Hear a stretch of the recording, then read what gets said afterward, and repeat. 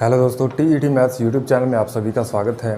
और आज की इस वीडियो के अंदर हम स्पेशल थर्ड ग्रेड का पहला टॉपिक, जो भी चाहे संस्कृत डिपार्टमेंट चाहे परीक्षा लेने वाला हो थर्ड ग्रेड की, चाहे फिर क्या है रीट पात्रता एग्ज़ाम हो, उसमें भी यहाँ से, क्योंकि आप देखोगे तो हमारे जो थर्ड ग्रेड मेन पेपर का सिलेबस था और जो रीट पात्रता का सिलेबस है उसमें बहुत ज़्यादा डिफरेंस नहीं है, सिवाय 2-4 टॉपिक को छोड़ करके बाकी सारा सिलेबस क्या है सेम है।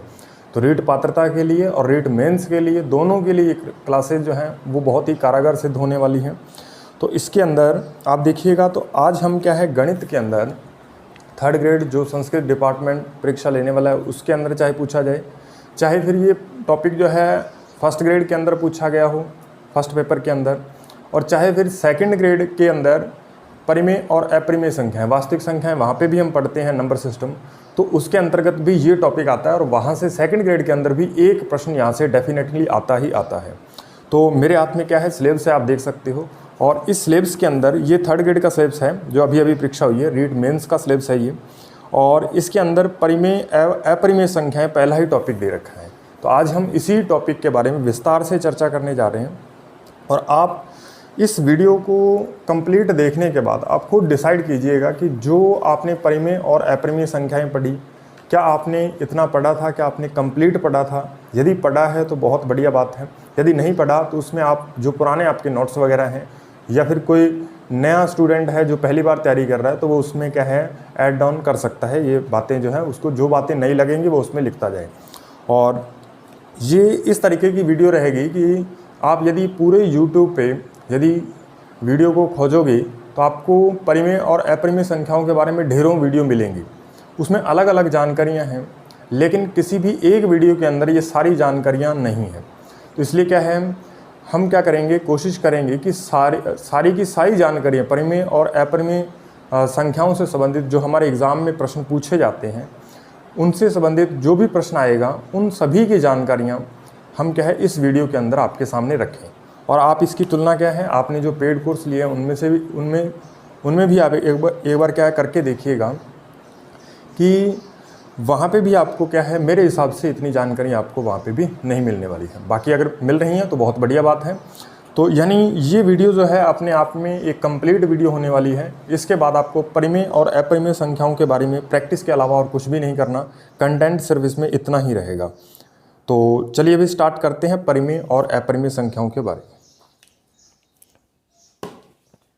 तो अब देखिए भी हमने रियल नंबर के बारे में पढ़ लिया, और यदि एक बात और आपको बता दें, यदि आपको क्या है रियल नंबर के बारे में, वास्तविक संख्याओं के बारे में थोड़ा और डिटेल से जानना है, सम संख्याएं क्या होती हैं, विषम संख्याएं, पूर्णांक क्या होते हैं, पूर्ण संख्याएं, प्राकृत संख्याएं, और उसके बाद भाज्य, सहभाज्य संख्याएं, तो ये सारी की सारी जो है नंबर सिस्टम की पहली वीडियो के अंदर आपको नंबर क्लासिफिकेशन ऑफ नंबर वाली वीडियोस आपको मिलेगी, पहले वाली। उसके थंबनेल के ऊपर क्या है 1 मार्क किया हुआ है बहुत अच्छे से, तो वो आप पहली क्लास देखोगे तो उसमें क्या है हमने यूनिट डिजिट संख्या को किस तरीके से लिखते हैं, उसका विस्तारित रूप क्या होता है, सब कुछ हमने डिटेल से चर्चा की है।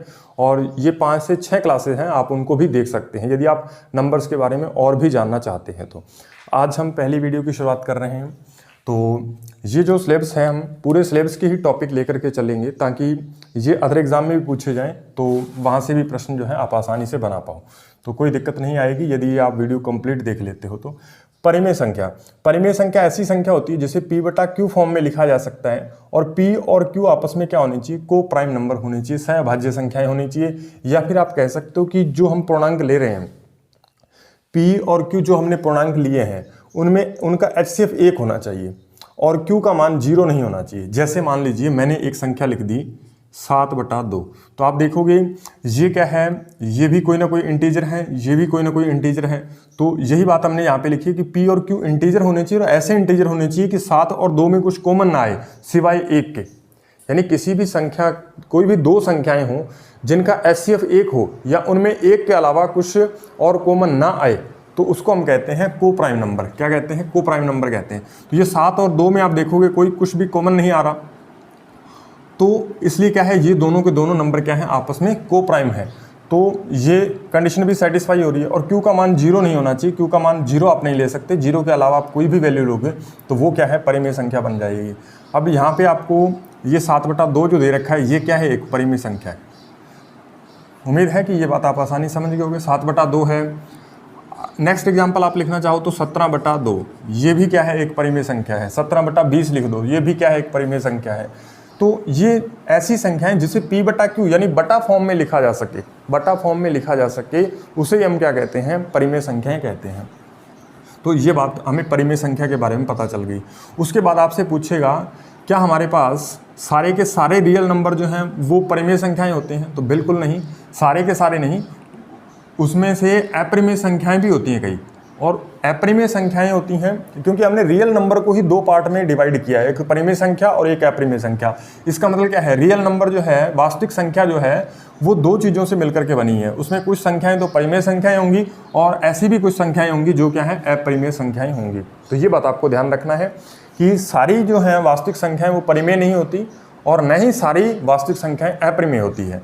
तो वास्तविक संख्या क्या है, परिमेय संख्या और अपरिमेय संख्या के योग से बनी है। तो अभी हम देखेंगे अपरिमेय संख्या क्या होती है। अभी हम परिमेय संख्या के बारे में और थोड़ा विस्तार से चर्चा करते हैं। अब जैसे हमने P/Q फॉर्म लिखा, तो ऐसी संख्याएं जिसे P/Q फॉर्म में लिखा जा सके, P और Q सहभाज्य पूर्णांक होने चाहिए और Q का मान 0 नहीं होना चाहिए। ये इसकी डेफिनेशन है कि परिमेय संख्याएं क्या होंगी। अब आपको क्या है, आपसे ये भी पूछेगा कि इंटीजर यानी सारे पूर्णांक जो हैं क्या परिमेय संख्या होते हैं, तो बिल्कुल सारे पूर्णांक क्या होते हैं, परिमेय संख्या होते हैं। पूर्णांक क्या होते हैं, चाहे कोई नेगेटिव नंबर है, -3, -2, -1 और आगे फिर 0, फिर आगे क्या आएगा 1, 2, 3 और ये आगे प्लस के इन्फिनिटी तक चलता जाएगा और इधर जाएंगे तो माइनस के इन्फिनिटी तक चलेगा। तो ये सारे के सारे नंबर जो हैं वो क्या होते हैं, परिमेय संख्याएँ होती हैं। ये बात भी आपको नोट डाउन कर लेनी है। यानी 0 भी एक परिमेय संख्या, -3, 1, 2, 3 ये सारे के सारे क्या हैं, परिमेय संख्या। यानी इंटीजर यानी जो पूर्णांक होते हैं उन्हें हम क्या कहते हैं, सारी के सारे वो क्या होते हैं, परिमेय संख्याएं होती हैं। ये बात आपको ध्यान रखनी है। उसके बाद नेक्स्ट आएगा हमारे पास कि हमारे पास जो नेचुरल नंबर हैं, नेचुरल नंबर आप जानते हो कहाँ से स्टार्ट होते हैं, तो 1 से स्टार्ट होते हैं, 1, 2, 3, 4 इस तरीके से आगे चलते जाएंगे। तो ये भी सारी की सारी क्या होती हैं, परिमेय संख्याएँ होती हैं। उसके बाद सम संख्याएं, विषम संख्याएं, ये सारी की सारी क्या होती हैं, परिमेय संख्याएं होती हैं। तो ये आपको पता चल गया।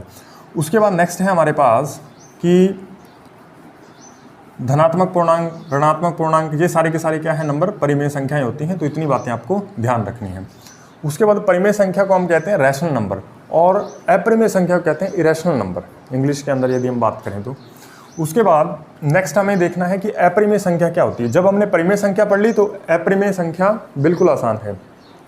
ऐसी संख्याएं जो क्या है, परिमेय ना हो, क्या कहलाती हैं, अपरिमेय संख्या। अपरिमेय संख्या यानी जिसे P/Q फॉर्म में ना लिख सकें, इनको हम क्या है, P/Q फॉर्म में आसानी से लिख सकते थे, लेकिन इन्हें P/Q फॉर्म में नहीं लिख सकते थे। आपके मन में एक डाउट आ रहा होगा कि एक हमारे पास पूर्णांक है 5, मान लीजिए 5 है, तो 5 को हमने क्या है, परिमेय संख्या कहा। हमने क्या कहा कि सारे पूर्णांक जो हैं वो क्या होते हैं, परिमेय संख्या होते हैं। तो 5 को तो हम बटा फॉर्म में नहीं लिख सकते, लेकिन लिख सकते हैं 5, किसी भी संख्या के आप बटा में 1 लगा सकते हो, कोई दिक्कत नहीं है। तो ये 5/1 फॉर्म में से लिखा जा सकता है। तो ये क्या बन गई, एक परिमेय संख्या बन गई। उसके बाद अपरिमेय संख्या की बात करें तो ऐसी संख्याएं जो जिन्हें P/Q फॉर्म में नहीं लिखा जा सकता, वो क्या कहलाती हैं, अपरिमेय संख्याएं कहलाती हैं। अब किसी भी नंबर का हमें दशमलव प्रसार पता होना चाहिए, तभी हमें क्या है, इसको थोड़े और विस्तार से पता चल पाएगा कौन सी संख्याएं परिमेय है, कौन सी नहीं है। तो अब हमें देखना है कि दशमलव प्रसार क्या होता है। तो दशमलव प्रसार के लिए हम क्या करते हैं, कोई भी एक संख्या लिखते हैं। जैसे मान लीजिए हमने लिखा 7 और इसके बट्टा में 2 लिख दिया, तो 7/2 कितना हो जाएगा, 3.5 हो जाएगा। कितना इसका आंसर आ जाएगा, 3.5 आ जाएगा। उसके बाद मान लीजिए हमने लिखा 2, 4 और 1 लिख दिया, 241। इसको हम 3 से भाग दे रहे हैं, इसको हम 3 से भाग देंगे तो 8 या 24 और 8 या 24 और फिर पॉइंट कितना आ जाएगा, 3, फिर 3 और फिर 3, इस तरीके से आगे 3 आता जाएगा। तो अब देखिए ये दशमलव प्रसार या दशमलव रूप में हमारे पास 2 तरह का आ रहा है। एक तो 3.5 आ रहा है, ये दशमलव कहीं ना कहीं जाकर के रुक रहा है एक ही डिजिट के बाद, यानी पॉइंट के बाद एक ही संख्या आई, उसके बाद भाग समाप्त हो गया, भाग की क्रिया समाप्त हो गई। लेकिन 241 में जब हमने 3 का भाग दिया 80.333 ये आया। अब इसमें आप देखोगे तो ये 3 आगे चलता ही जाएगा, रिपीट होता रहेगा बार बार। तो एक तो क्या है कि एक जगह पे जाके रुक रहा है दशमलव प्रसार, और एक क्या हो रहा है, रिपीट हो रहा है, और एक क्या है, रिपीट हो रहा है। और उसके बाद कुछ और भी दशमलव प्रसार होते हैं जो न तो क्या है रुकते हैं और न ही क्या है रिपीट होते हैं, तो ये बात भी आपको पता होनी चाहिए। अब ये जो भाग की क्रिया आगे जाकर के रुक रही है, पॉइंट के बाद एक डिजिट पे जाके रुक गई, तो इसको हम क्या कहते हैं, शांत दशमलव प्रसार कहते हैं कि ये शांत है। शांत का मतलब एक जगह पे जाके ये शांत हो रहा है, ऐसा भी आप समझ सकते हो कि ये रुक रहा है। उसके बाद अशांत क्या होता है कि अशांत का मतलब क्या है कि वो रुके ना, ठीक है, वो चलता ही जाए, इन्फिनिटी तक आगे चलेगा, 0.3 3 3 3 आगे आता जाएगा, तो इस तरीके से 3 3 आगे चलता जाएगा, तो इसको हम कहेंगे अशांत दशमलव प्रसार। इसको हम क्या कहेंगे, अशांत कहेंगे, अशांत। तो अब यहाँ पे मैंने क्या लिखा कि जो परिमेय संख्याएं होती हैं P/Q फॉर्म में लिखी जाती हैं, उनका दशमलव प्रसार क्या होता है, हमेशा शांत होता है, यानी वो दशमलव के बाद या तो क्या है रुक जाएगा या फिर अशांत आवर्ती होता है। यहाँ पे ये आप देखोगे अशांत है, लेकिन इसके साथ आवर्ती भी तो हो रही है ना, ये आप देखो 3 3 3, आवर्ती का मतलब क्या है, दोहरान, दोहराई जा रही है वो संख्या, तो आप देखोगे ये संख्या बार बार दोहराई भी जा रही है, तो इसलिए इसको हम कहेंगे अशांत आवर्ती, अशांत आवर्ती। यानी ये अशांत तो है लेकिन नंबर क्या है, रिपीट भी हो रहा है, इसलिए हम इसे क्या कहते हैं, अशांत आवर्ती कहते हैं। तो या तो परिमेय संख्याओं का दशमलव प्रसार क्या है, शांत होगा या फिर अशांत आवर्ती होगा। तो इसका मतलब क्या है, ये भी परिमेय संख्या है, ये भी क्या है, परिमेय संख्या है, और हम जानते हैं कि ये दोनों क्या है, परिमेय संख्या ही हैं। और इसमें आप देखोगे या तो परिमेय संख्याओं का, आपको यही बात ध्यान रखनी है कि या तो परिमेय संख्याओं का दशमलव प्रसार क्या होता है, शांत होता है, और या फिर अशांत आवर्ती होता है। इतनी बात आपको समझ में आ गई दशमलव प्रसार के बारे में। जैसे ये हमने दशमलव प्रसार लिख दी, 4.125 लिखा, तो ये 125 पे जाके क्या है, समाप्त हो रहा है, इसका मतलब ये क्या है, परिमेय संख्या है। उसके बाद क्योंकि इसे P/Q फॉर्म में लिखा जा सकता है, पॉइंट हटाएंगे बटा में 1000 आ जाएगा और फिर इसे काटेंगे तो P/Q फॉर्म बन जाएगी। और ये 0.573 ये वापस रिपीट हो रहा है, 573 573 573 आगे आगे इस तरीके से चलता जाएगा और आगे बहुत इन्फिनिटी तक चलेगा। तो इसको कहते हैं हम अशांत आवर्ती। अशांत तो है लेकिन आप देखोगे ये नंबर जो है रिपीट हो रहा है, 573 फिर 573 फिर आगे 573 आएगा फिर 573 आएगा, पॉइंट के बाद इस तरीके से चलता जाएगा। तो जब भी क्या है संख्या रिपीट हो, बार बार आए, तो उसको क्या है, हम इस लाइन से ऊपर उसके ये पॉइंट लगा देते हैं। जैसे मान लीजिए ये हमने लिखा था 80 पॉइंट, ये 3 3 आप देखोगे बार बार आ रहा है, तो 3 के ऊपर हम ये वाला साइन लगा देंगे, तो ये किसका होता है, बार का। तो 3 के ऊपर हम क्या करेंगे, इस तरीके की एक डंडी लगा देंगे, उसको कहेंगे हम बार, यानी ये बार बार क्या है, रिपीट हो रहा है नंबर, तो इसका मतलब ये होता है। तो अब देखिए इसमें क्या है, 573 रिपीट हो रहा है, तो 573 के ऊपर हमने बार लगा दिया कि ये इसके ऊपर बार लगा दिया कि ये संख्या जो है बार बार रिपीट हो रही है, तो ये भी क्या होगी, परिमेय संख्या होगी। बस इतनी बात आपको ध्यान रखनी है। और जो ऐसा दशमलव प्रसार जो अशांत हो और अनावर्ती हो, अशांत और अनावर्ती वाला दशमलव प्रसार जो है वो क्या होता है, वो हमेशा अपरिमेय संख्या का होता है। अपरिमेय संख्या का दशमलव प्रसार कैसा होता है, तो अशांत और अनावर्ती, यानी न तो वो रुकेगा पॉइंट के बाद, न तो वो कहीं पे जाके रुकेगा, और न ही क्या है वो दशमलव प्रसार रिपीट होगा। तो ये दो बातें आपको पता होनी चाहिए। अब यहाँ पे आप देखिए पाई जो है, यदि आपसे पूछ लिया जाए कि पाई क्या है, आपको बताना है कि पाई जो है वो एक अपरिमेय संख्या है। आप कहोगे कि पाई को तो 22/7 की फॉर्म में लिखा जा सकता है। दरअसल वो पाई नहीं, पाई की वैल्यू नहीं है, पाई की अप्रॉक्सीमेट वैल्यू है, पाई की अलगभग वैल्यू है। पाई का अलगभग में मान 22/7 होता है, इसलिए हम कैलकुलेशन को आसान करने के लिए 22/7 मान लेते हैं, क्योंकि पाई का एग्जैक्ट वैल्यू तो पॉइंट के बाद न तो रिपीट होती है और न ही चलती है, बहुत ज़्यादा डिजिट तक इसकी खोज हो चुकी है। तो अब देखिए नेक्स्ट है हमारे पास, इसलिए क्या है, पाई को हम क्या कहेंगे, अपरिमेय संख्या कहेंगे, क्योंकि ये 22/7 आपसे पूछा जाए तो क्या है, परिमेय है, लेकिन पाई के बारे में पूछा जाए तो आप क्या बताओगे, अपरिमेय बताओगे। ये बात आपको ध्यान रखनी है। उसके बाद 5.1405684029599 इस तरीके से कोई ना कोई नंबर आगे आते जा रहे हैं। तो ये जो दशमलव प्रसार है ये क्या है, अशांत है और अनावर्ती है। अनावर्ती का मतलब आवर्ती नहीं हो रही, रिपीटेशन नहीं हो रहा, रिपीट नहीं हो रही। कोई भी संख्या आप देखोगे वापस रिपीट, अपने पैटर्न को रिपीट नहीं कर रही। जैसे आप देखो यहाँ पे 1 के बाद क्या है, 4 आ रहा है, 4 के बाद 0, लेकिन 4 के बाद 0 उसके बाद 5 है, तो यहाँ पे कितना आ गया, 2 आ गया, ठीक है। यहाँ पे 5 के बाद 7 है, यहाँ पे 9 आ गया। तो इस तरीके से क्या है, ये संख्या जो है किसी के ऊपर हम इसको बार फॉर्म में नहीं लिखा जा सकता, जैसे हमने इसके ऊपर बार लगा दिया था, लेकिन इसके ऊपर बार नहीं लगाया जा सकता। इसलिए क्या है, ये जो है संख्या क्या है, एक अपरिमेय संख्या है। तो अभी तक जो हमने पढ़ा, सिर्फ इसमें दो ही बातें आपको ध्यान रखनी है कि परिमेय संख्या क्या, जिसे p बटा q फॉर्म में लिखा जा सके। p और q क्या है, सहअभाज्य पूर्णांक है और q का मान 0 नहीं होना चाहिए। और इसका दशमलव प्रसार की बात करें तो शांत होना चाहिए या फिर अशांत आवर्ती। और अपरिमेय संख्याओं का दशमलव प्रसार कैसा होता है, अशांत और अनावर्ती का होता है। ये बात आपको ध्यान रखनी है। उसके बाद हम बात करते हैं कि ये हम जो दशमलव प्रसार की हम बात कर रहे हैं, ये हमें कैसे पता चलेगा कि किसी का दशमलव प्रसार शांत है या किसी का दशमलव प्रसार अशांत है। तो आपको ध्यान रखना है, जैसे मान लीजिए हमें कोई भी एक संख्या दे देगी, जैसे मान लीजिए यहाँ पे एग्जाम्पल लिख लेते हैं 15 बटा में 1600, ये हमें कोई संख्या दे देगी। सबसे पहले आप बताइए कि ये जो संख्या है ये परिमेय संख्या है या नहीं। तो ये बटा फॉर्म में लिखी है, अभी हमें दिख ही रहा है, तो इसको हम परिमेय संख्या ही कहेंगे। तो ये क्या है, परिमेय संख्या है। अब ये परिमेय संख्या है। अब इस परिमेय संख्या में हमें क्या करना है, सबसे पहले ये जो हर दे रखा है हमें, ये जो हर दे रखा है 1600, हर कितना है इसका 1600। इस हर के हमें क्या करने हैं, अभाज्य गुणनखंड करने हैं। हर के क्या करने हैं, हर के अभाज्य गुणनखंड। हर के अभाज्य गुणनखंड करेंगे और उसमें यदि 2 और 5 आए तो वो संख्या क्या होगी, शांत होगी। यदि 2 और 5 के अलावा कोई और गुणनखंड आ जाए तो वो क्या होगी, अशांत होगी, लेकिन आवर्ती होगी। ये बात आपको ध्यान रखनी है। अब इसमें क्या हम करते हैं, जैसे मान लीजिए 15 बटा में 1600, तो 1600 के हम क्या करेंगे, अभाज्य गुणनखंड। और 1600 के अभाज्य गुणनखंड आपको इस तरीके से नहीं करने, जैसे ये यहाँ पे 1600 लिख लिया और फिर इसको 2 पे करेंगे, फिर 800 आएगा, फिर 2 पे करेंगे, फिर कितना आएगा, 400 आएगा, फिर इसको 2 पे करेंगे, कितना आ जाएगा, 200 आएगा, फिर 2 पे करेंगे, कितना आ जाएगा, 100 आ जाएगा, फिर 2 पे करेंगे, कितना आएगा, 50, और फिर 2 पे करेंगे तो 25, और फिर किस पे करना पड़ेगा, 5 पे करना पड़ेगा, और 5 पे करेंगे तो 5, और फिर 5 पे लास्ट में 1। इस तरीके से आप करोगे तो इसमें आपको टाइम लगेगा। अभी तो ये संख्या 1600 है तो आप इस तरीके से जल्दी से कर लोगे, लेकिन ये संख्याएं थोड़ा जटिल भी हो जाती हैं, तब आपको दिक्कत आती है। अब आपको क्या है, 1600 को किस तरीके से लिखना है देखिएगा आप। तो इसको हम क्या करते हैं, ऐसे 2 टुकड़ों में तोड़ लेते हैं जिसके अभाज्य गुणनखंड हम आसानी से कैलकुलेट कर पाएँ। तो इसको हम लिखेंगे 16 गुणा में 100 लिख देंगे। तो 16 को हम क्या लिख सकते हैं, 2 की पावर कितनी होती है, 16, 4 होती है, 2 की पावर 4। और 100 को हम क्या लिख सकते हैं, तो 100 होता है 25 चौका 100, 25 चौका 100। तो इसको हम क्या लिख सकते हैं, ये दिमाग में आपको सोचना है, 25 गुणा 4 होता है 100। तो अब ये 4 को क्या लिख सकते हैं, 2 की पावर 2, यानी ये 2 की पावर 2 आ जाएगा। और 25 को क्या लिख सकते हैं, 5 की पावर 2।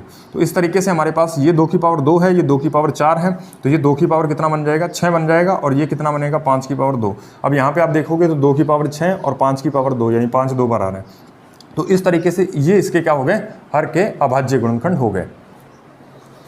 तो ये इस तरीके से हमने क्या है, इसके अभाज्य गुणनखंड 1600 के कर लिए, 2 की पावर 6 और 5 की पावर 2। तो ये किस फॉर्म में आ रहा है, ये 2 की पावर m और गुणा में 5 की पावर n के रूप में आ रहा है। यानी आप कह सकते हो कि ये जो हमारे पास हर था इसका 1600, उसमें 2 आ रहा है और एक क्या आ रहा है, 5 आ रहा है। तो जब 2 और 5 गुणनखंड मिले, या फिर 2 अकेला भी मिल सकता है, 5 अकेला भी मिल सकता है, तो भी कोई दिक्कत नहीं। तो 2 और 5 मिले तब वो संख्या क्या होगी, शांत होगी। और यदि 2 और 5 के अलावा किसी के अंदर कोई गुणनखंड आ जाता है तो इसका मतलब वो क्या है, अशांत आवर्ती हो जाएगी। ये बात आपको ध्यान रखनी है। अच्छा, जैसे मान लीजिए अभी हम एक प्रश्न लिखते हैं, उसका दशमलव प्रसार आप बताइएगा कैसा है। तो ये हमने एक प्रश्न ले लिया, यहाँ पे 343, 2 की पावर 5 और 7 की पावर 3, और यहाँ पे लिख लेते हैं 5 की पावर 2। तो ये हमने क्या है कोई भी एक संख्या लिख दी। ये पहली बात तो आप ये बताओगे कि ये एक परिमेय संख्या है या नहीं, तो आप बताओगे कि ये परिमेय संख्या है, क्योंकि 343 ऊपर और बटा में कुछ ना कुछ बनेगा, ये p बटा q फॉर्म बनेगी, इसलिए ये क्या है, एक परिमेय संख्या है। अब ये परिमेय संख्या है, तो अब हमें बताना है कि इसका दशमलव प्रसार कैसा होगा, शांत होगा या फिर अशांत आवर्ती का होगा। तो यहाँ पे आप देखोगे तो आप क्या बताओगे, यहाँ पे मैंने आपको बताया 2 और 5 आ जाए तो क्या होता है, शांत होता है। 2 और 5 के अलावा कोई हर का गुणनखंड, हर की हम बात कर रहे हैं, ऊपर वाले को नहीं देखना, नीचे वाले को देखना है। तो यदि नीचे क्या है, 2 और 5 के अतिरिक्त कोई आ जाए तो उसको हम कहते हैं अशांत आवर्ती का इसका दशमलव प्रसार होगा, यानी रिपीटेशन होगी और अशांत होगा, रुकेगा भी नहीं। तो अब यहाँ पे आप देखोगे 2 की पावर 5 और 5 की पावर 2, यानी 2 और 5 तो आ रहा है, लेकिन इसके अलावा क्या आ गया, 7 आ गया। तो कई बच्चे क्या कर देंगे कि ये अशांत आवर्ती है, ठीक है, जल्दी से आंसर को मार्क करेंगे अशांत आवर्ती। लेकिन ये अशांत आवर्ती नहीं है, ये अशांत आवर्ती नहीं है, क्योंकि 7 की पावर 3 जो है वो क्या होता है, 343 होता है, और 343 से ये वाला 343 कट जाएगा। अब आप देखोगे तो ये जो है इसको थोड़ा सिंपल कर लोगे तो सिंपल फॉर्म में लिखोगे तो ये 2 की पावर 5 और 5 की पावर 2 बन गई। तो अब देखोगे आपको यहाँ पे 2 की पावर 5 और 5 की पावर 2 ही दिख रहा है। तो अब यहाँ पे 2 और 5 दिख रहा है, तो इसलिए इसका दशमलव प्रसार कैसा हो जाएगा, शांत होगा, न कि अशांत। तो ये थोड़ा सा आपको ध्यान रखना है कि कहीं वो नंबर 7 आ रहा है लेकिन ऊपर तो कहीं 7 का मल्टीपल तो नहीं है कोई, उससे काट के देखो कहीं कट रहा है। जैसे मान लीजिए 3 आ जाता, ऊपर क्या है 3 से वो संख्या देखनी है कि कट रही है या नहीं। यदि वो काट के संख्या हटाई जा सकती नीचे से तो उसका दशमलव प्रसार शांत होगा। यदि 2 और 5 बच ही जाता है तो 2 और 5 के अलावा और कुछ नहीं बचता तो वो दशमलव प्रसार क्या होता है, शांत होता है। यदि 2 और 5 के अलावा जैसे मान लीजिए ये 7/3 है तो आप देखोगे यहाँ पे 3 आ गया, तो 3 आते ही क्या हो जाएगी, अशांत आवृत्ति हो जाएगी। ठीक है, और इसको करके भी देखोगे तो 2 3 6 पॉइंट कितना आ जाएगा, 3 3 3 3 आगे चलता जाएगा। तो ये क्या है, अशांत आवृत्ति बन गई। तो ये बात आपको थोड़ी ध्यान रखनी है। प्रश्न आएगा तो आपको थोड़ा धैर्य बनाए रखना है, धैर्य नहीं खोना। और धैर्य खो दोगे तो आंसर भी गलत हो जाएगा। नेक्स्ट देखते हैं हम, इनका दशमलव प्रसार हम देख ही चुके हैं कि अशांत अनावृत्ति का होता है। ये हमने पढ़ लिया कि 2 और 5 के अतिरिक्त क्या है, सारे के सारे दशमलव प्रसार अशांत आवृत्ति के होते हैं। और हर के अभाज्य गुणनखंड, हर के हमें चेक करने हैं। ऊपर अंश जो है कुछ भी हो उससे कोई लेना देना नहीं है, लेकिन वो देख लेना है कि नीचे वाले कोई गुणनखंड दे रखा है तो वो उससे कट रहा है तो पहले काट दीजिए। ये बात आपको ध्यान रखनी है थोड़ा। अब उसके बाद क्या है, संवृत गुणधर्म हमें पढ़ना है। संवृत गुणधर्म क्या होता है, संवृत जैसे मान लीजिए हमारे पास कोई भी 2 परिमेय संख्या है। यदि मान लीजिए एक परिमेय संख्या a है, दूसरी परिमेय संख्या b है, तो यदि हम योग के लिए पढ़ रहे हैं, योग के लिए परिमेय संख्याएं जो हैं, संवृत का मतलब क्या है, योग के लिए परिमेय संख्याएं संवृत, व्यकलन के लिए यानी घटाव के लिए, योग यानी जोड़ घटाव और गुणा के लिए क्या है, परिमेय संख्याएं जो हैं वो क्या होती हैं, संवृत होती हैं। संवृत का मतलब क्या होता है, जैसे हम a कोई परिमेय संख्या लें और b कोई परिमेय संख्या लें और परिमेय में परिमेय जोड़ दें तो हमें जो रिजल्ट मिलेगा, c मान लीजिए आ गया रिजल्ट, तो वो भी क्या होना चाहिए, एक परिमेय संख्या होना चाहिए। यानी ये परिमेय है, ये भी परिमेय है, तो हमें तीसरा रिजल्ट भी क्या मिलना चाहिए, परिमेय संख्या मिलना चाहिए। बीच में योग के लिए तो बीच में प्लस लगा देंगे। और व्यकलन, व्यकलन का मतलब घटाव के लिए, तो घटाव करेंगे तो हमारे पास आंसर मान लीजिए c आया, तो ये क्या हो जाएगा, व्यकलन या घटाव के लिए भी क्या होगा, संवृत होगा। और यदि ये परिमेय संख्या नहीं आता, मान लीजिए c परिमेय संख्या नहीं आता, अपरिमेय आ जाता है, तब ये क्या है, हम कहेंगे कि ये व्यकलन के लिए संवृत नहीं है। लेकिन ये मैंने आपको बता दिया कि परिमेय संख्याएं योग, व्यकलन और गुणा तीनों के लिए क्या होती हैं, चाहे यहाँ पे आप गुणा लगा दोगे तो भी ये क्या है, परिमेय संख्या हमें प्राप्त होगी। तो इसलिए क्या है, योग, व्यकलन और गुणा तीनों के लिए तो क्या होती हैं, संवृत होती हैं, लेकिन भाग के लिए संवृत नहीं होती। अब इसका हम एक एक एग्जाम्पल लेते हैं ताकि आपको थोड़ा बढ़िया समझ में आए। जैसे मान लीजिए हमने एक परिमेय संख्या ले ली 3/2 और दूसरी परिमेय संख्या मैं लेके चल रहा हूँ 5/3। ठीक है, ये हमने कोई परिमेय संख्याएं 2 ले ली। अब पहला हमें योग के लिए चेक करना है कि योग के लिए ये संवृत है या नहीं। तो हम क्या करेंगे, इसका योग करेंगे, योग करेंगे, ये परिमेय संख्या, ये भी परिमेय संख्या, तो इनका जोड़ भी क्या आना चाहिए, परिमेय संख्या आना चाहिए, तब तो ये क्या है, संवृत है। और यदि जोड़ परिमेय संख्या नहीं आता तब ये संवृत नहीं होंगी। तो हम क्या करेंगे, 3/2 में कितना जोड़ेंगे, 5/3 जोड़ेंगे, तो इसका एलसीएम कितना आ जाएगा, 6 आ जाएगा।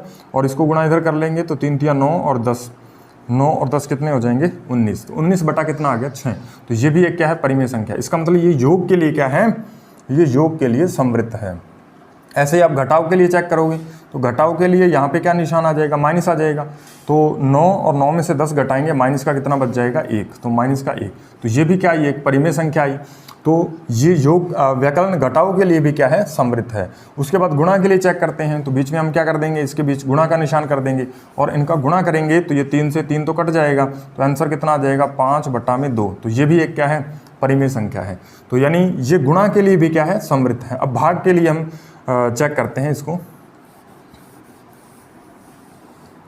भाग के लिए देखिए 2 कंडीशन बनती हैं। भाग के लिए संवृत हो भी सकती हैं और नहीं भी हो सकती। कैसे, जैसे मान लीजिए हमने क्या है, 5/3 एक परिमेय संख्या ली और एक संख्या ले ली हमने 0। तो 0 क्या है, 0 भी एक क्या है, परिमेय संख्या है। अब मैं क्या करता हूँ कि 5/3 में मैं 0 से भाग देता हूँ। तो किसी भी संख्या में यदि हम 0 का भाग दें तो वो हमेशा क्या आता है, अपरिभाषित आता है, अपरिभाषित।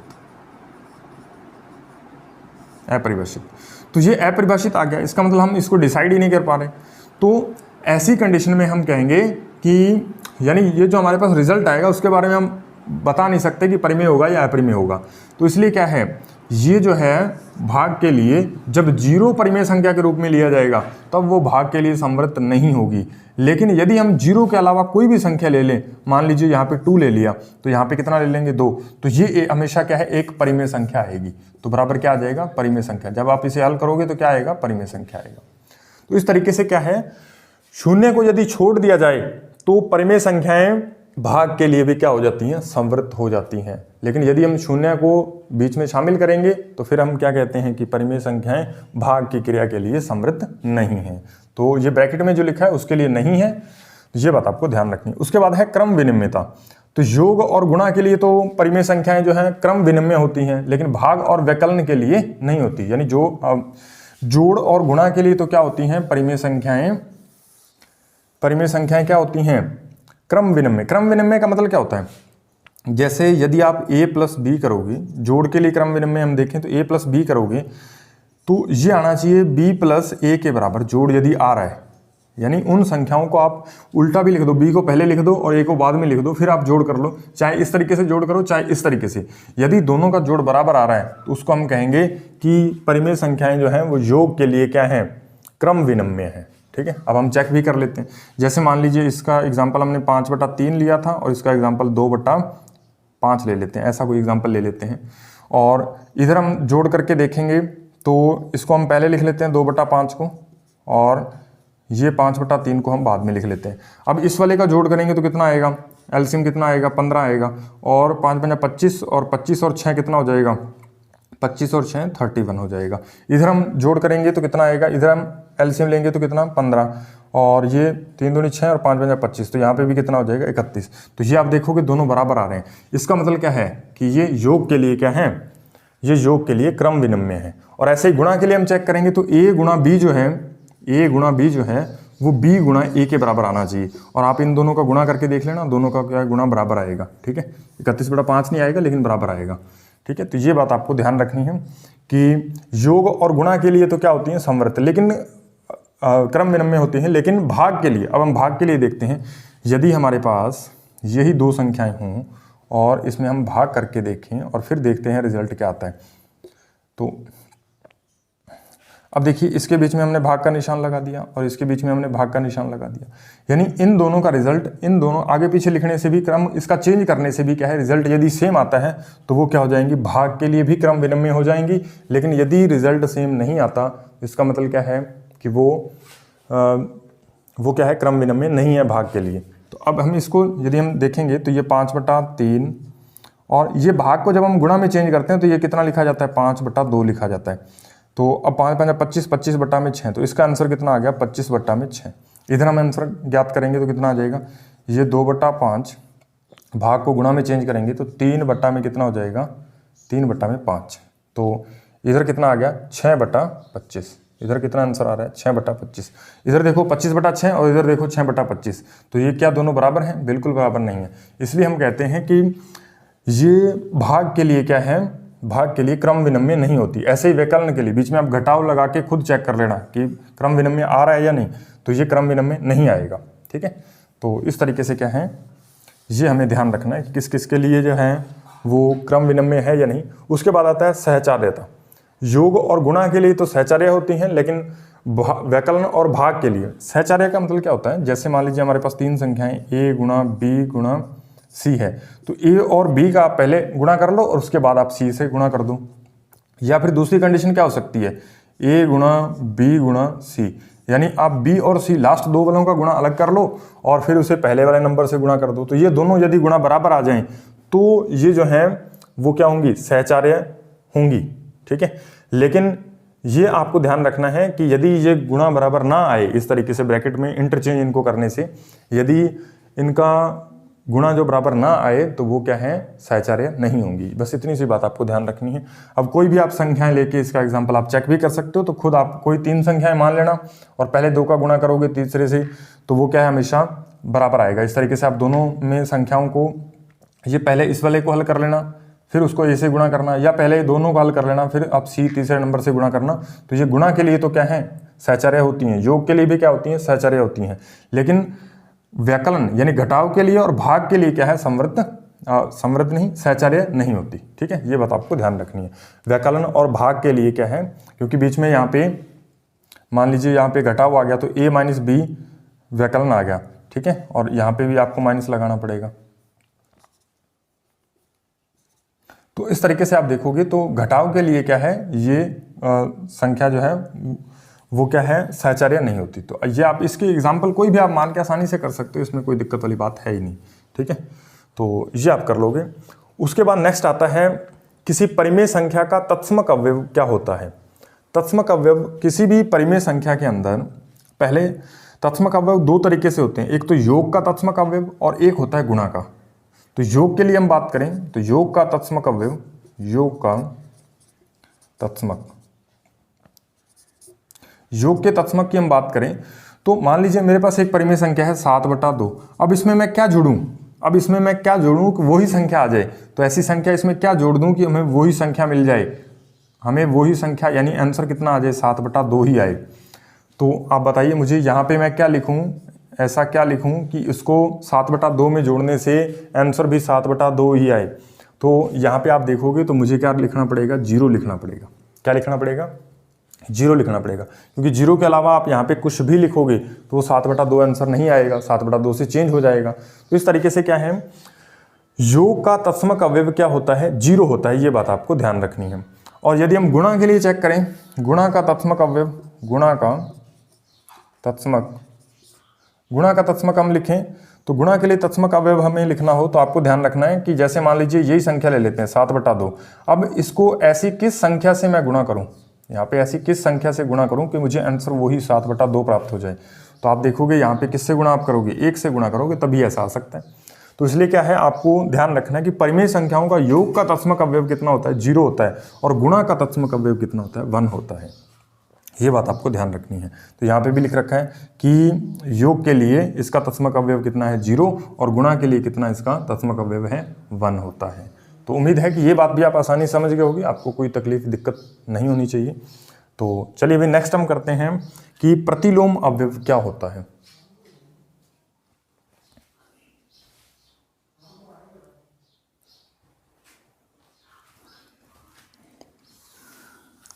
प्रतिलोम अवयव के बारे में हम बात करते हैं। तो प्रतिलोम अवयव सेम ही कंडीशन है, दो तरीके से होगा। एक तो क्या है योग का प्रतिलोम अवयव और एक क्या है गुणा के लिए प्रतिलोम अवयव। तो प्रतिलोम योग के लिए जैसे हम लिखें, मान लीजिए हमारे पास कोई संख्या है 5/3, तो इस संख्या में मैं क्या ऐड करूं कि मुझे आंसर क्या मिल जाए, मुझे आंसर क्या मिल जाए, 0 मिल जाए। ध्यान रखना है प्रतिलोम अवयव में क्या है, आपको किसी भी संख्या के अंदर कोई एक ऐसा नंबर ऐड करना होता है जिससे वो जो परिमेय संख्या और जो हम ऐड कर रहे हैं वो दोनों मिलकर के क्या बना ले, आंसर 0 बना ले। तो ये परिमेय संख्या मेरे पास 5/3 है, तो आप इसकी जगह क्या रखोगे कि इसका आंसर 0 आए। तो इस ब्रैकेट में आपको या इस बॉक्स में आपको क्या लिखना पड़ेगा, माइनस का 5/3, ताकि ये 5/3 और ये दोनों आपस में कटेंगे प्लस माइनस के, तो क्या आंसर आएगा, 0 आएगा। तो जैसे मैं आपसे पूछ लूँ 7/2 का योग का प्रतिलोम अवयव क्या होगा, तो योग का प्रतिलोम अवयव लिखना है तो 7/2 के लिए क्या हो जाएगा, -7/2 हो जाएगा।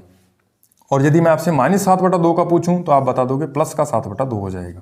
इस तरीके से क्या है, आपको थोड़ा ध्यान रखना है कि माइनस वाले का प्रतिलोम अवयव जो है वो क्या होता है, योग के लिए प्लस वाला हो जाता है और प्लस वाले के लिए क्या हो जाता है, माइनस वाला हो जाता है। ये बात आपको ध्यान रखनी है।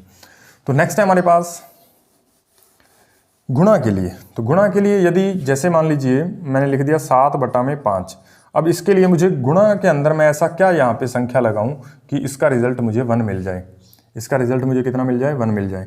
तो अब यहाँ पे मुझे क्या लिखना पड़ेगा, 5/7 लिखूंगा, 5/7 लिखूंगा तभी इसका आंसर कितना आएगा, 1 आएगा। इसके अलावा आप कुछ भी लिखोगे तो आंसर क्या है, 1 नहीं आएगा।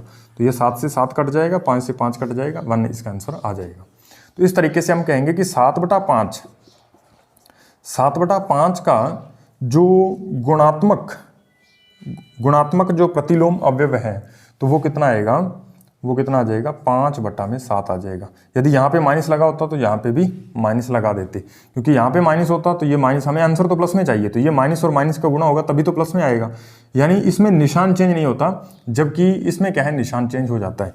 यानी योग वाले में क्या है, आपको निशान चेंज करके लिखना है, ए का क्या हो जाएगा माइनस ए हो जाएगा, लेकिन यहाँ पे आपको सिर्फ इसका उल्टा करना है, व्युत्क्रम करना है, तो इसको हम व्युत्क्रम भी कहते हैं। जैसे 7/5 का -5/7 हो गया, तो इसको हम क्या कहेंगे, व्युत्क्रम।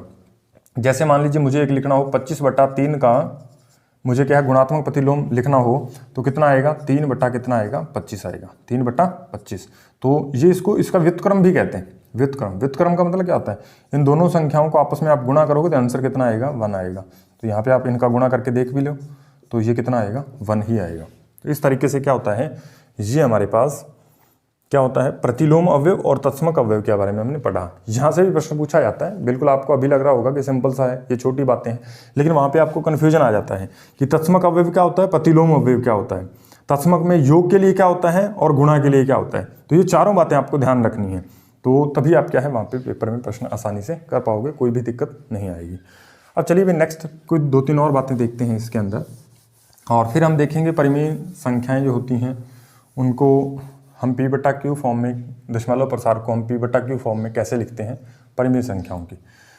नेक्स्ट बात हमें ध्यान रखनी कि नहीं दो अपरिमेय संख्या का योग, घटाव, गुणा, भाग परिमेय या अपरिमेय हो सकता है। यानी कोई भी हमारे पास दो अपरिमेय संख्याएं, अपरिमेय संख्याओं की बात हो रही है, परिमेय संख्याओं की नहीं, तो दो अपरिमेय संख्याएं, तो यहाँ पे हम ले लेते हैं, मान लीजिए हमने क्या लिया √2 और दूसरी हमने क्या है संख्या ले ली √3। इन दोनों का यदि हम जोड़ करेंगे तो ये क्या आएगा, ये आएगा अपरिमेय। क्या आएगा, अपरिमेय। और यदि क्या है मैंने दोनों ही संख्याएं जो हैं, ये पहली बात तो हमने योग किया तो क्या आ गया, परिमेय आ गया। और भी आप एग्जांपल ले सकते हो, जैसे √5 है, इसके अंदर √5 जोड़ूंगा तो ये 2√5 हो जाएगा। तो ये दोनों ही क्या थी, अपरिमेय थी, और इसका रिजल्ट भी क्या आएगा, अपरिमेय ही आएगा। अभी भी इसका रिजल्ट क्या है, अपरिमेय है।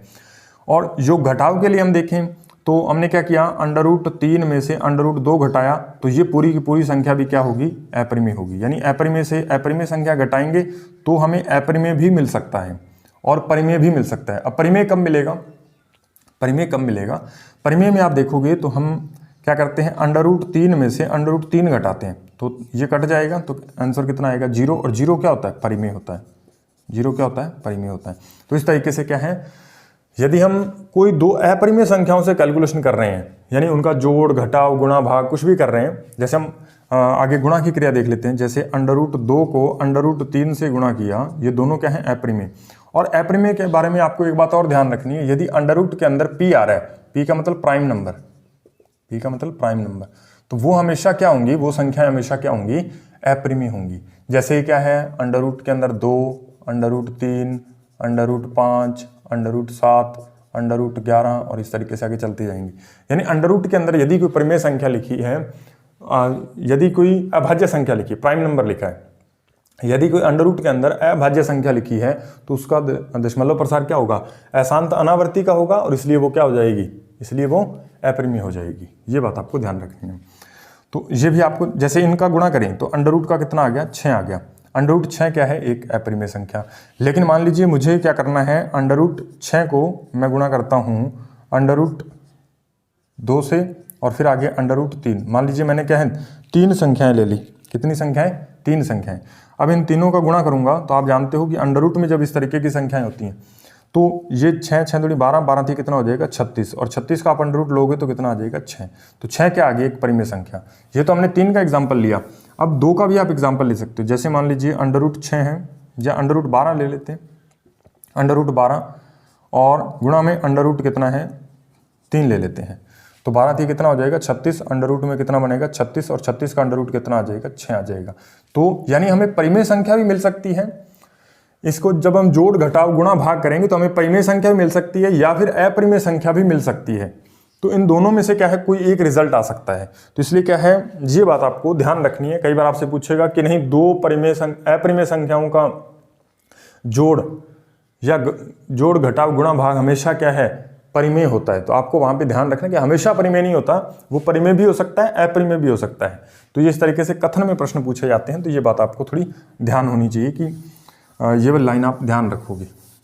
नेक्स्ट है हमारे पास कि किसी भी रैशनल नंबर यानी परिमेय संख्या के अंदर कोई अपरिमेय संख्या को जोड़ें कोई परिमेय संख्या है, उसके अंदर अपरिमेय संख्या को जोड़ें या घटाएं तो हमेशा हमें रिजल्ट में क्या मिल सकता है, इरेशनल नंबर ही मिलेगा। जैसे मान लीजिए 2 में हमने क्या जोड़ दिया, 2 क्या है, एक परिमेय संख्या है और परिमेय में हमने क्या जोड़ दिया, अपरिमेय जोड़ दिया, मान लीजिए √3 जोड़ दिया, तो ये जो पूरी संख्या बनेगी, ये जो पूरी संख्या बनी, ये क्या बनेगी, अपरिमेय संख्या बनेगी। क्या बनेगी, अपरिमेय संख्या।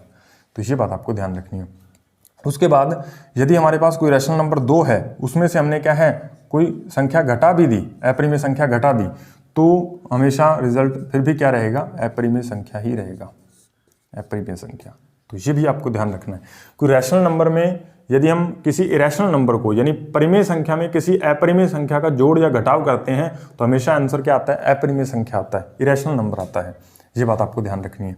और नेक्स्ट है हमारे पास कि कोई हमारे पास इरेशनल नंबर है, अपरिमेय संख्या, जैसे मान लेते हैं √3 है, उसको यदि हम गुणा करें और रियल नंबर में से जीरो को हटा के, यानी जीरो नहीं लेना, जीरो के सिवाय हम किसी और रियल नंबर से गुणा करें, ठीक है। और रियल नंबर में आपको क्या है, रैशनल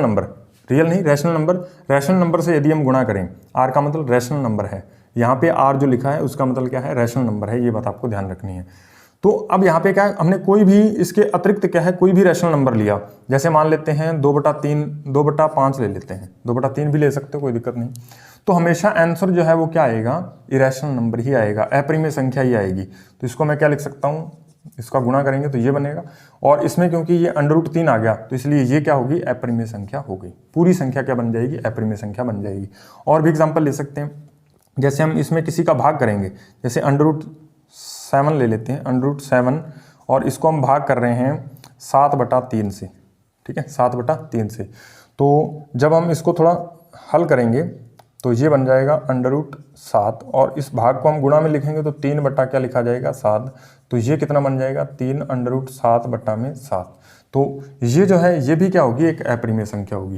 यानी कहने का मतलब ये आपको 2 पॉइंट जो बॉक्स के अंदर लिख रखे हैं वेरी वेरी इंपॉर्टेंट है। इस लाइन को आप जरूर याद रखिएगा कि किसी भी रैशनल नंबर और इरेशनल नंबर का जोड़ घटाव क्या होता है, हमेशा इरेशनल नंबर होता है, अपरिमेय संख्या होती है। उसके बाद किसी भी इरेशनल नंबर यानी अपरिमेय संख्या से किसी भी क्या है, परिमेय संख्या को यानी जीरो के अतिरिक्त किसी भी परिमेय संख्या से गुणा या फिर भाग किया जाए तो हमेशा क्या आता है, आंसर अपरिमेय संख्या आती है। ये भी आपको स्टेटमेंट आपको ध्यान रखनी है। तो यहाँ से प्रश्न किस तरीके से बनेंगे, जब हम प्रश्न करेंगे इसके तब आपको समझ में आएगा कि ऐसे भी प्रश्न इससे बन सकते हैं। सिंपल सी लाइन से जो है प्रश्न बढ़िया बढ़िया बनाए जा सकते हैं। अब ये जो है, ये जो सारा हमने पढ़ा, ये क्लास 6 to 10th की NCERT में बखूबी बहुत बढ़िया ढंग से लिखा हुआ है। तो बस पेपर भी वहीं से बना है। और आप देखोगे प्रश्न जो अभी हाल फिलहाल में एग्जाम हुआ है उसमें आप देखोगे परिमेय और अपरिमेय संख्याएं जब क्वेश्चन करेंगे तब मैं आपको बताऊंगा कि प्रश्न बेहद ही शानदार प्रश्न और बिल्कुल आसान प्रश्न देखते ही हल होने वाले, ठीक है। उसमें मैं तो मानता हूं कि 5 सेकंड का भी आपको समय नहीं लगेगा, सिर्फ आपको आंसर मार्क करने का ही समय लगेगा। इसके अलावा परिमेय और अपरिमेय संख्याओं से कोई क्वेश्चन आता है तो उसमें आपको कोई खास समय नहीं लगता, ठीक है। जो अभी अधीनस्थ बोर्ड ने जो 3rd ग्रेड का एग्जाम लिया था, रेट मेंस का एग्जाम, तो उसमें बेहद आसान प्रश्न पूछे गए, ऐसा कोई बहुत डिफिकल्ट नहीं पूछा गया। तो ये बातें आपको ध्यान रखनी है। पेपर का लेवल जो आज आपको बता दिया है, पेपर का लेवल चाहे यहाँ से कितना भी आप ले जाए तो इससे बाहर नहीं होगा, ये बात आप ध्यान रखिएगा। वीडियो की लेंथ जो है वो थोड़ी बड़ी हो चुकी है, इसलिए क्या है हम अभी क्या है इस वीडियो को यहीं पे विराम देते हैं। और यदि आप हमारे चैनल पे नए हैं तो आपको बता दें कि 3rd ग्रेड या रीट पात्रता या फिर 2nd ग्रेड के कुछ साइकोलॉजी के टॉपिक हैं, या फिर उसके अंदर जो कॉमन 10वीं 11th 12th के टॉपिक हैं, या फिर हमारे पास जो 1st ग्रेड का फर्स्ट पेपर है उसके अंदर मैथ वाला पोर्शन है, साइंस वाला पोर्शन है, तो उससे संबंधित हम वीडियोस बनाते हैं इस यूट्यूब चैनल पे। और यदि आप नए हैं तो यदि आप इनमें से किसी एक एग्ज़ाम की या हमारे राजस्थान के अंदर CET वगैरह कोई भी एग्ज़ाम की तैयारी कर रहे हो जिसमें 10th लेवल का मैथ पूछा जाता है तो आप हमारे चैनल को सब्सक्राइब कर सकते हैं, ताकि जो नई वीडियोज़ हम डालेंगे उसका नोटिफिकेशन आप तक आसानी से पहुँच पाए। तो मिलते हैं नेक्स्ट वीडियो में, तब तक के लिए धन्यवाद।